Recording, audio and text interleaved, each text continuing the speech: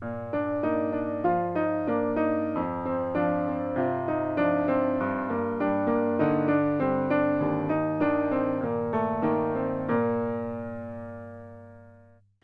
¿cómo están? Paz y bien. Aquí está Alicia, aquí está Osvaldo. Y hoy el tema de la cápsula de la teología en nuestra vida es... La interpretación de de la la Biblia. Biblia. ¿Qué sería más o menos esto que vamos a desarrollar? Bueno, tratar de responder a una pregunta que siempre nos hacemos. ¿Cómo interpretar, cómo entender la Biblia? Perfecto. Para aquellos que dicen que, yo no entiendo nada de la Biblia, aquí está entonces esta cápsula. Bueno, entonces Alicia y Osvaldo decíamos recién, qué gran tema el de la interpretación de la Biblia, ya que ha provocado no pocas confusiones, una mala, pésima, malintencionada a veces, o interpretación o reduccionismo de todo tipo, ¿no? ¿Qué podemos decir al respecto? Bueno, exactamente. Para ir al texto sagrado, en primer lugar podríamos buscar en el libro de los Hechos de los Apóstoles, en el capítulo 8, tenemos un texto que nos podría graficar esto. El ángel del Señor le ordenó a Felipe: levántate y dirígete hacia el sur, al camino que va de Jerusalén a Gaza. Este es un camino desierto. Felipe salió y fue hacia ese lugar. Un eunuco etíope, funcionario de alto rango, encargado de todos los tesoros de Candace, la reina de los etíopes, había ido a Jerusalén para adorar a Dios y regresaba sentado en su carro mientras leía al profeta Isaías. El Espíritu le dijo a Felipe: adelántate y colócate junto a ese carro. Felipe fue corriendo y al oír que venía leyendo al profeta Isaías, le preguntó: ¿entiendes lo que lees? Él le respondió: ¿cómo lo puedo entender si nadie me lo explica? Entonces le pidió que subiera al carro y se sentara a su lado. Este texto que sigue nos podría presentar estas situaciones, ¿no? ¿Cuántas veces encontramos a alguien en nuestra vida o nosotros mismos nos ha pasado que no entendemos un texto? Nos encontramos con el texto, decíamos que ahora podemos acceder al libro de la Biblia, pero no lo comprendemos del todo. Esta situación nos pasa hoy y puede pasar con muchos de aquellos que quieren acercarse a la Biblia, pero no saben cómo hacerlo, no saben cómo interpretarla. Me parece que lo primero que tenemos que decir, no por eso hay que cerrar la Biblia. Claro, no. El acercamiento tiene que estar, Dios nos habla y, como habíamos dicho en otra cápsula por allí, no habla a los eruditos, habla al pueblo fiel, así que el acercamiento tiene que estar. Y bueno, y en el caso de los católicos, en las Biblias católicas tenemos al pie las explicaciones. Hay muchas formas de poder llegar a comprender qué nos está queriendo decir el texto. Hay muchos materiales también que podemos tener. El tema es por allí no tomarlo al pie de la letra lo que está diciendo, ¿sí? O sea, para interpretar la Biblia tenemos que saber conocer qué es lo que el autor quiso expresar con esto que está diciendo.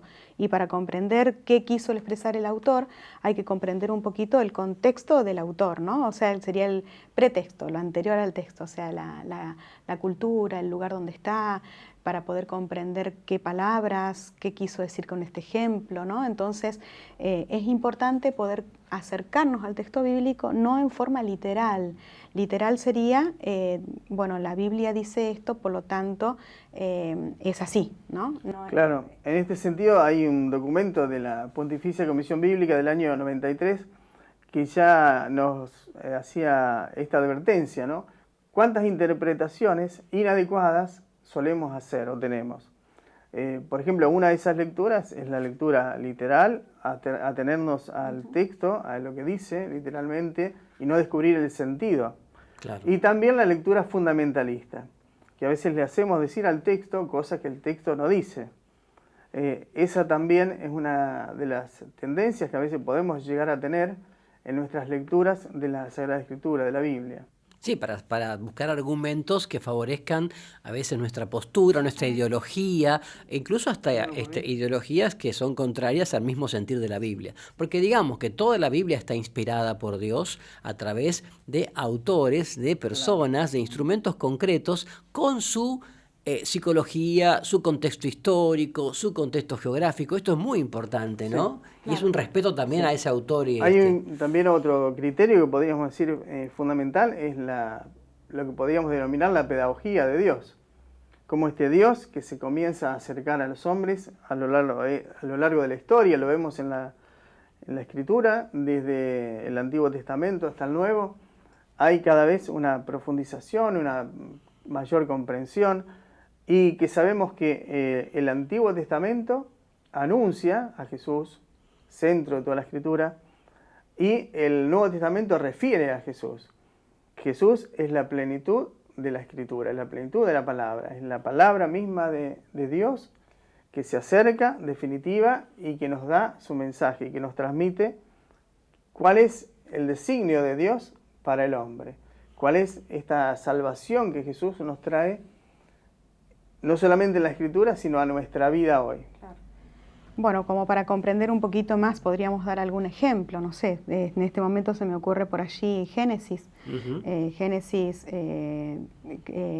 tenemos en el Génesis capítulo 1 tenemos un relato de la creación, en Génesis capítulo 2 tenemos otro relato de la creación.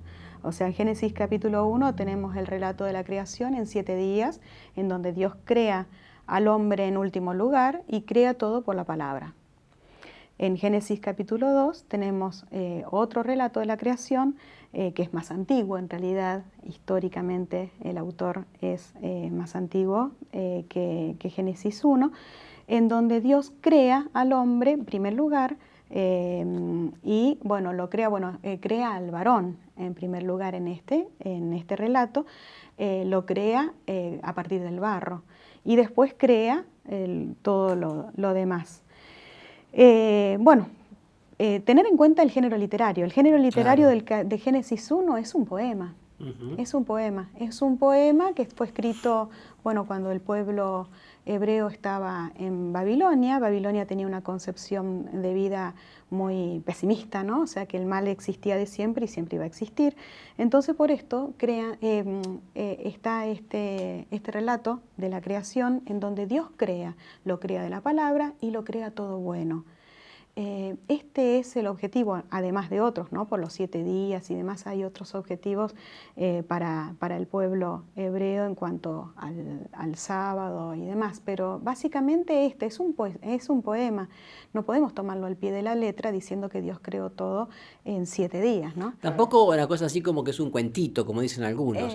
A mí siempre me enseñaron el sentido del mito, con mayúscula y subrayado, que es la expresión de algo demasiado profundo que no se puede expresar en palabras, y por eso se utilizan los géneros literarios, que es el ropaje con el cual se expresa algo tan profundo, difícil de expresar en palabras. También podemos pensar que hay una intencionalidad, una motivación que llevó al pueblo de Israel a conservar los dos relatos, a tenerlos como palabra de Dios y a unificarlos de alguna manera en este libro, Bereshit, el libro que llamamos del Génesis, porque los dos relatos nos dan mensajes, nos transmiten un mensaje religioso que Dios nos quiso transmitir, que Dios nos quiere dar, y por eso también la Iglesia ha conservado como palabra de Dios hasta hoy estos textos. Exactamente.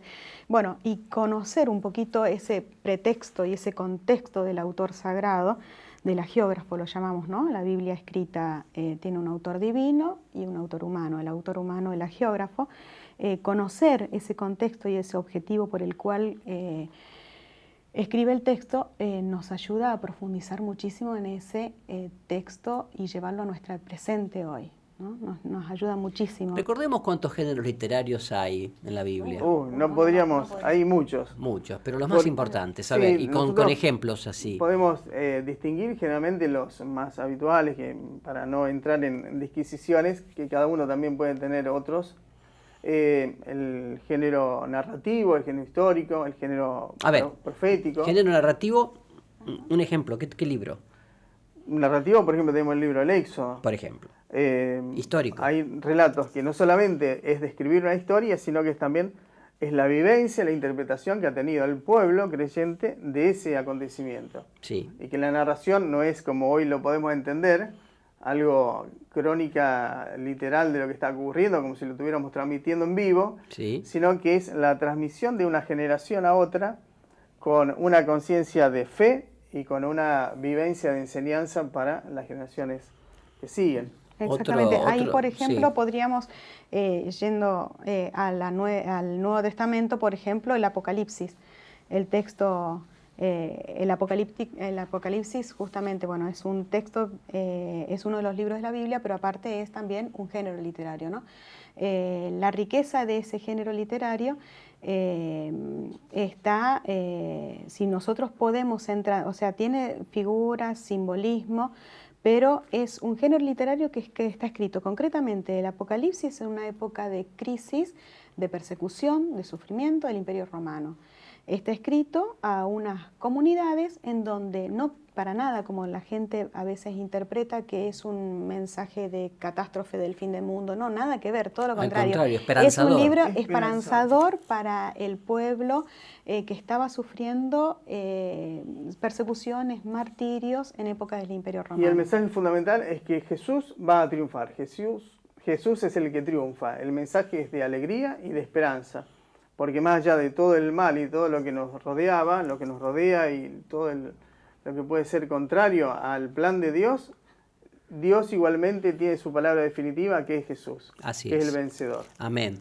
Yo creo, Alicia y Osvaldo, que deberíamos dedicar alguna vez una cápsula totalmente al Apocalipsis y otra cápsula totalmente a los géneros literarios, porque me parece que son muy necesarios, ¿eh? Así que para saberlo, para comunicarlo con ejemplos bíblicos, etc. Por ahora dejamos aquí entonces la interpretación de la Biblia. Gracias por estar con nosotros y paz y bien. Muchas gracias.